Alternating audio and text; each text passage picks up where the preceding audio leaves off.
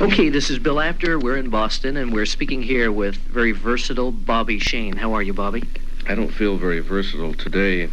We're just looking through one of your magazines, one of these little paper items you have. What, there's something bothering you about it? No, I was just reading a woman's view of Bobby Shane. A beautiful comet comes streaking across the sky. Do you feel that describes you aptly enough? Well, it does a bit. I like some of the photos of myself. It's nice to be in print and have yourself. Bobby, can I ask you... It's nice to be a star, but are you in love with yourself? Well, let's say that you like yourself. If you don't like yourself, how can you hope for others to like you? Well, it seems to come across more that you more than like yourself, you sort of admire yourself. Well, certainly. Many people admire me. You know, I'm not the one who calls myself the king of wrestling, but who am I to argue with all those thousands or possibly millions of wrestling fans who do call me the king of wrestling? Does Bobby Shane have many wrestling fans? Of course. Probably to quote your own magazine, probably the greatest wrestler to ever wrestle in the state of Florida, Georgia, Carolinas, Alabama. It's just a pity that there's not two of me where I can go through all the United States and wrestle in each and every arena every night of the week, but there's only one Bobby Shane, so I must be quite choosy and just ration myself out across the country whenever I possibly can. Okay, now, Bobby, a lot of people have written to us and they've asked questions. You had a very beautiful young lady with you by the name of Miss Sherry, who you fired at one time, hired her again, and now she's not with you again. Are you planning to rehire her, or what happened? Well, I don't think so. Like, we're just talking about the article that you have in the April issue of Inside Wrestling.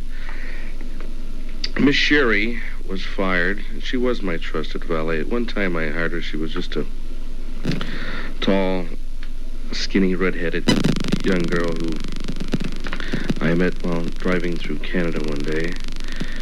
And her job was taking care of, I wear an awful lot of beautiful jackets and robes in the ring, taking care of them and arranging my airline tickets and keeping my home, which I have a 4-bedroom home right off the ocean in Florida, keeping care of that, or apartment, whatever I happen to be at the moment. You know, the typical things that a man expects a woman to do.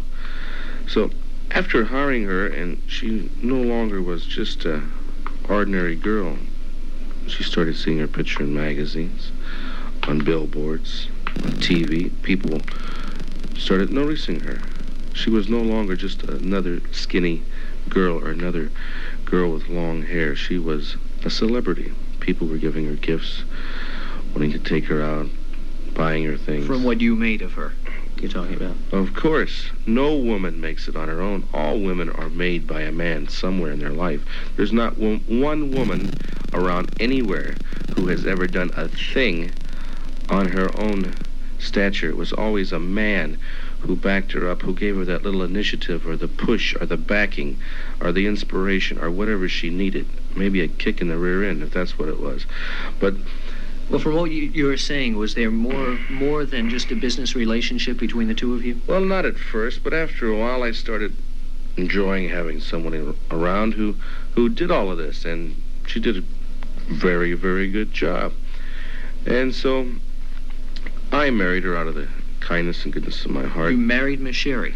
Yes, and it was probably the greatest honor, the biggest thing ever in her life. A big. Well, what can I say? I consider myself, and so do many other people who, rightfully, I can see why, is the biggest superstar in wrestling today. And Miss Sherry's only drawback was, like I say, she went for the women's liberation. This was only after she had clothes, cars, dogs, and money. Then she started getting the big women's liberation, the big holier-than-thou attitude that a woman has every equal rights a man does. Can you imagine that, a woman thinking she has as many rights as a man? And, you know, this type of young generation thing where the women's lib is happening. But what she failed to remember is that Bobby Shane, to quote your magazine once more, the beautiful comet streaking across the sky of wrestling, was the man, for all you women out there who will listen to this, man, M-A-N, who put her there. It was not her, a woman who put herself there. She was nothing without the king of wrestling. She got to believe, I guess, that she was the queen of wrestling. Well, what eventually happened? Well, there's only room at the top for one. And if ever there's no room for Bobby Shane, it will not be filled by a woman by any means. And so I just had to get rid of the, you know, what can I say? Just, like I just had to have her take 3 giant steps backwards out of my life, and she fell right off the comet into the sky, and she's out there floating around the sky somewhere. Where you left her, in other words, exactly as before she met Bobby Shane? That's right, because when she found out, and she was left, that women's liberation and young generation, she couldn't eat that, or there was nobody around to take care of that big convertible, or there was nobody around to keep the upkeep on that big summer cottage, or nobody around to get that poodle clipped and fed. I just wonder,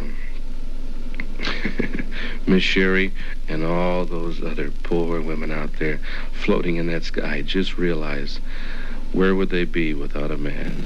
All right, now let me ask you this. You put an ad in many newspapers and programs in Florida advertising for someone to take Sherry's place. Are you still looking for someone, or do you want to just keep Bobby Shane in the spotlight? Well, actually, come to think of it, you probably have one of the biggest syndicated wrestling magazines in the country. Why don't you take that rag of yours? I mean, after all, without my name... Well, you can't really call that a rag, but we've seen some of your ring attire, you know, which we could also... No. You know, and I know, you're saying that in jest, that without my name on the cover of your magazine, you probably wouldn't sell any, but there's an awful lot of people, and I know you reach more wrestling fans than anybody else. So I'm not asking you this as a favor. I'm kind of authorizing this as the king of wrestling. Why don't you just take one of those ads I had in some of the Southern wrestling programs and put in your magazine, and any young lady out there, I say young because I got quite a few photos and pictures. Lonely widows? Lonely widows with, you know, I mean, I just...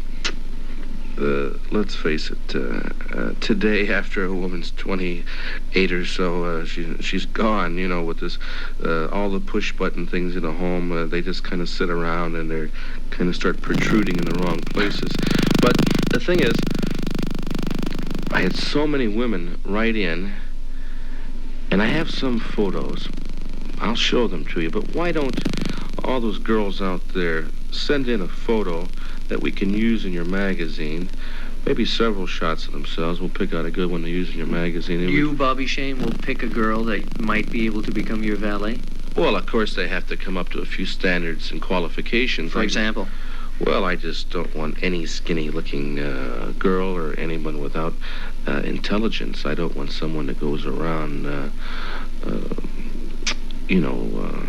who would not present the image that I have of... You're looking for royalty? Of course. I'm looking for someone who has enough faith in themselves, so to speak, that feel that they could do it. And I just wonder if there's any women... This is kind of like a challenge, an open challenge from Bobby Shane, the king of wrestling. If there's any women out there to think that they have enough of what it takes to hold down such a position... like I say, I need someone to take care of my clothes, handle my plane reservations, and occasionally, I'm not much for being in my home or apartments, but someone who can cook a bit and maybe type a couple letters while I'm on the road, maybe answer the phone and have enough brains to say hello and that Mr. Shane is in Philadelphia this evening, or no, Mr. Shane can't make that appointment, or smart enough to call the airlines and say, I need a reservation for Mr. Shane and myself, whoever it may be, to Chicago on Thursday. So let's just see if any of those girls out there have enough initiative where they can sit down with a little camera and a pencil and piece of paper and write, and let's see what happens. Okay, fine, Bobby. We want to thank you for joining us. And before we do leave, you've been having a big feud going on with Jack Brisco for quite a while. What is your opinion of that man? Well, besides being on an ego trip, to quote your magazine once again, I love quoting your magazine. We've noticed. I read every issue, the ones that I'm in. He's on such an ego trip that while on my beautiful Comet the other day, streaking across the sky, I almost ran into him. Now, Mr. Brisco, I know you'll read any publication with the story on the King of Wrestling, and because actually Jack Brisco tries to pattern himself after me. And Jack Brisco idolizes you? Oh, certainly he does. And imitation is the greatest form, right? You know what I'm flattery. You know what I'm Yes. And you're trying to say that you are very flattered. Yes. Most wrestlers become very boisterous and scream and holler, but that's ridiculous, because the thing is, a wrestler should keep his cool and think. To me, that squared circle is like a big chess table. And I do all my moves and save all my yelling for in that squared circle on that chessboard. Now, Mr. Brisco, it was just 3 weeks ago from today that I beat Jack Brisco for the Florida State Heavyweight Wrestling title in Tampa, Florida. Do you still hold a belt? Well, I'd rather not talk about that at the moment. Okay, fine. But how many people can say, I beat Jackie Brisco? And I knocked him right off his ego trip, and it's going to be a long, long time before he gets back on it. But I know, I have all the confidence in the world in Jackie that his big head will get right back on his trip again. But the King will always be there to knock him right off of it. Okay, Bill Apter with Bobby Shane at Boston.